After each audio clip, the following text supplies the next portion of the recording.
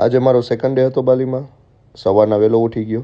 ગઈકાલ રાતે જ અહીંયા લોકલ પેકેજ બુક કરાવી લીધું હતું અને આજે નુસા પેનિડા માટે જવા તૈયાર છું.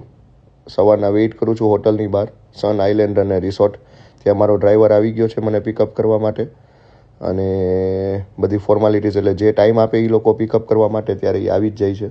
એવું નથી હોતું. પછી અમે બધા આઇલેન્ડ પહોંચવા પહેલાં અમને બધાને ટેગ્સ આપી દીધા, એટલે આઈડેન્ટિફાઈ થાય કે તમે આ ગ્રુપ સાથે બિલોંગ કરો છો. અને આ મારો ટૂર ગાઈડ હતો કે જે અમને બધી જગ્યાએ સાથે લઈ જશે. જેમ એરપોર્ટમાં ચેકિંગ એવી રીતે જ અહીંયા ફાસ્ટ ફેરીમાં, ફાસ્ટ બોટમાં ચેકિન આવે. બધાય જલ્દી ભાગવા માંડ્યા જેથી કરીને સ્પીડ બોટમાં વ્યવસ્થિત સીટ મળી જાય. અને ઘણા પેસેન્જર હોવાથી તમારે ત્યાં ટાઈમસર અને જલ્દી પહોંચવું પણ જરૂરી છે જેથી કરીને તમને અપર ડેક અથવા વેન્ટિલેટેડ સીટ્સ મળે. અને અપર ડેકની સીટ્સનો એવો નિયમ છે કે તમે કાં આલ્કોહોલ લેતા હોવા જોઈએ, કાં તમે એને 50,000 IDR દો તો એ તમને અપર ડેકમાં બેસવા દે. એટલે હું આલ્કોહોલ ન લેતો એટલે મેં કોકોકોલા એ લોકો પાસેથી પરચેસ કરી, પણ એનો ભાવ 50,000 IDR, જે માર્કેટમાં ખાલી 10,000 IDR હોય છે.